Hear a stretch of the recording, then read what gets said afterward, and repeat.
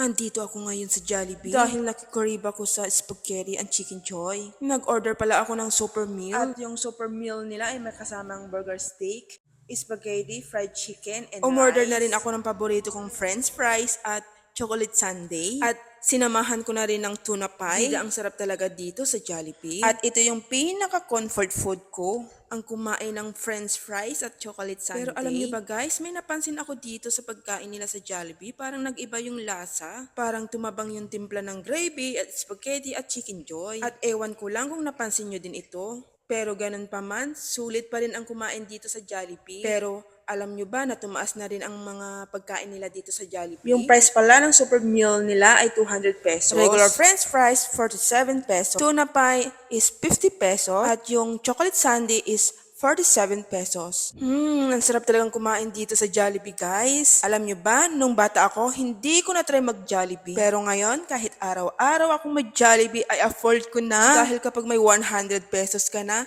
ay makakapag-Jollibee ka na. Ang saya, di ba? Yun lang. Happy tummy, everyone!